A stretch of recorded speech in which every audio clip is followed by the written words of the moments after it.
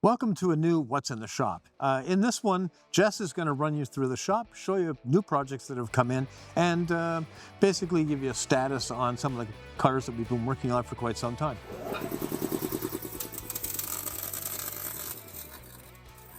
Hey everyone, welcome back to Guild's Garage. Lots going on this week. She's done. She's over it. Come take a walk with me. See what's back here right now? We're kind of closing up, it looks like. Oh, we got the E-Type back. This 67 E-Type, which we actually have another 67 E-Type and a 71 right now in the shop. We have three. And the owner of this car is actually a really good customer of ours. And he's actually speaking with Dave about maybe making it electric, switching from carb to fuel injector. So this one's probably going to end up being a pretty big project. 71 E-Type that we have. One of my favorite cars of all type is the Jaguar E-Type. I've had the great fortune in my life to have worked on a lot of them, and right now we have three in the shop and one sitting out in the trailer ready to come in. It's sort of a good cross-section of the whole history of Jaguar because the one that's in the trailer is an early car, probably a flat floor, with a 3.8-liter engine. This is a 4.2-liter triple carbureted coupe, my favorite of all the E-Types. A later 4.2.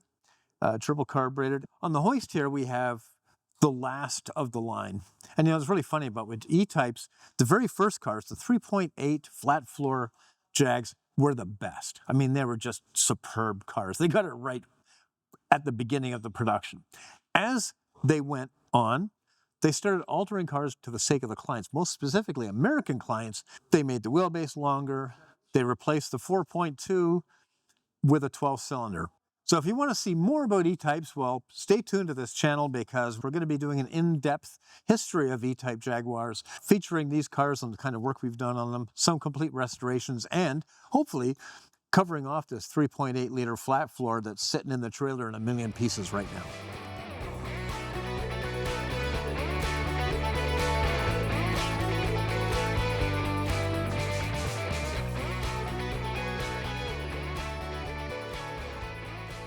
'57 Thunderbird, still for sale, by the way. $40,000 if you want it.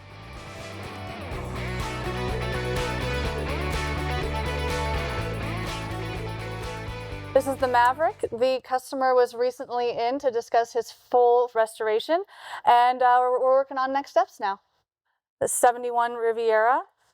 Justin's working on some floor pans right now. How's it going? Well, it's going pretty well. I'm over here on the passenger side now. I got the driver's side all tightened up.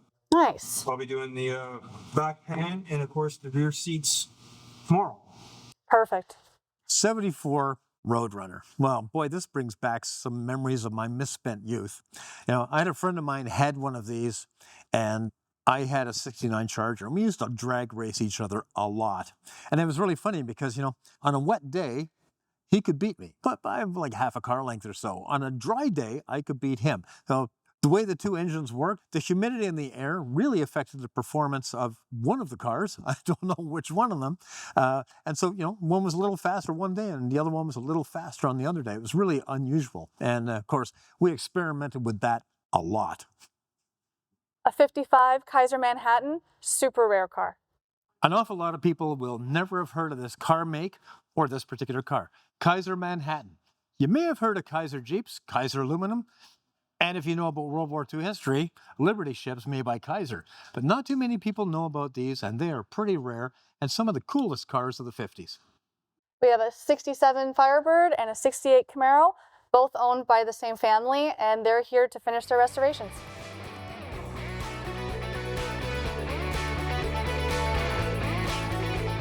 While the Roadrunner is new to the shop, these two have been here for a few weeks now. Brad's been plugging away on them. And, this is a bit sad because these two cars, which are from the same owner, were in a shop that closed down, and I think it closed down unexpectedly. We have already shown footage of a Mach 1 that we did, which was from the same shop. Lovely Mach 1 here.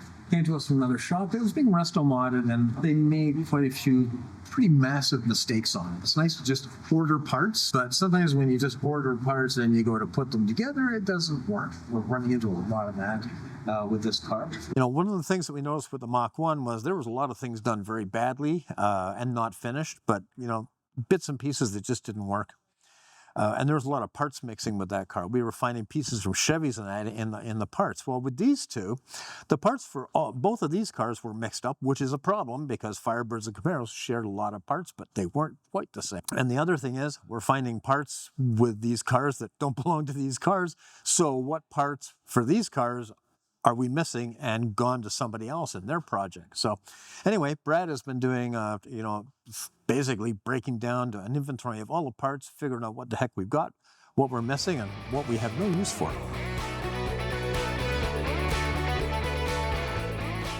One of my favorite projects that's in the shop right now, and has been for some time, is the 69 Charger.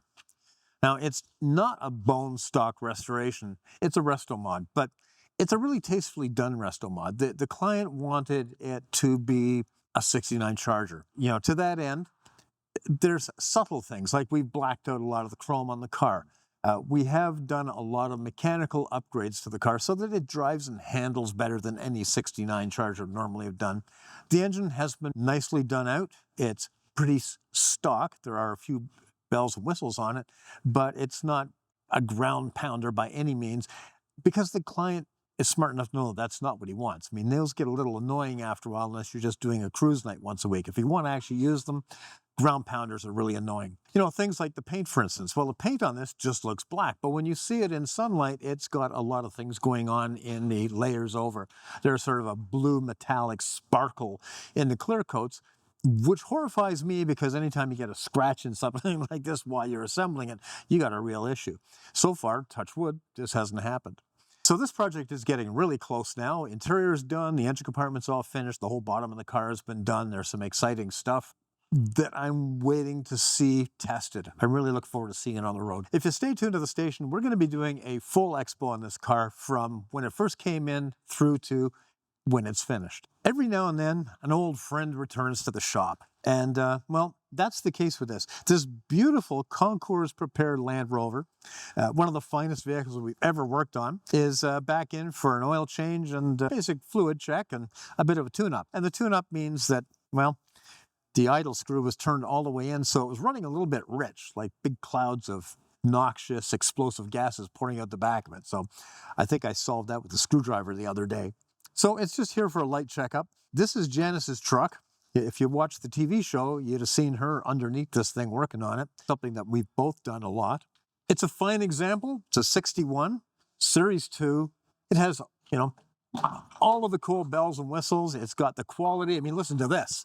Is that not a quality door slam? There's some new bits on it because the old bits were a little substandard for Concours like this is prepared. It's got the African tropical roof because you need that in Canada. It's got sliding glass windows. It's got some attributes, like it had these patches on it with holes. We filled them with stainless steel so they wouldn't rust out the aluminum. Don't know what those were for, but a great embellishment. It sort of works around the farm. Hinges are beautiful, aren't they? I love this back door with the spare tire on it. And one of the reasons I like this back door is when you're driving, this rattles so badly you can't hear all the glass rattling in the truck. So that's really a positive on this. This is one of the features in the car. There are a few additions. This is a modification, so you can really call this a resto-mod. We use this for collecting noxious weeds around the farm. The gas goes in the side. Doesn't use much gas, but, you know, it just bumbles around in the farm fields most of the time. It does have one feature. Sunday mornings, I go to Donnie's for coffee, right? 7:30 in the morning. I generally take this. So this is my cup holder. It's a Mark III. I've had 2 cup holders in this truck before this. The rocks are for ballast, right? This is to modify the shape of the cup into the pocket. It's great. The only problem with this is when it rains, the roof leaks fairly badly, and this tends to fill up to the top of the water. You see the luxury dashboard here? It's got the full Land Rover defrosting unit. You know, a little bit custom. It's got the Land Rover key assembly combined with the light switch, which of course doesn't work, so there's a spare put over there for turning it on and off. When I first got one of these, I got it in the morning, I went driving. It was getting fairly late in the evening. Couldn't figure out how to turn on the headlights. So I'm driving down back roads, trying to avoid being seen driving in the dusk with no lights on. Of course, what came up the road? Middle of nowhere, a cop. Flags me over because I'm driving at night with no lights on. What's the problem? Well, officer, I just bought this and I can't figure out how to turn on the lights. He leans in and he turns the ignition switch and all the lights came on. Of course, they used to go off automatically whenever he hit a big bump. So I had a way of making those lights come back on. So when the bump turned them off, you walked out. I had a brick that I kept on the passenger side. I'd take the brick and I'd smack the grill right here and the lights would come on. It was a very effective system, worked for years. So I always wanted a Warn winch on a Land Rover.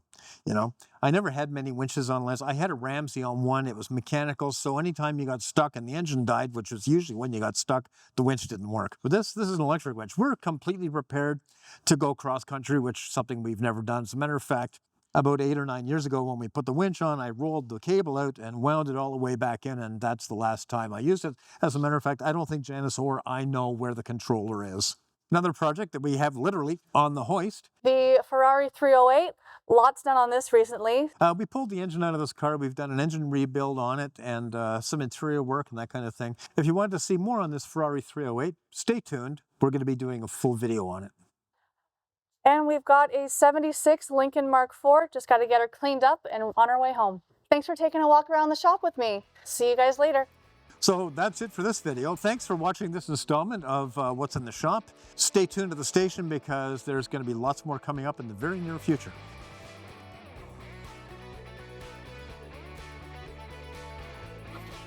Oh.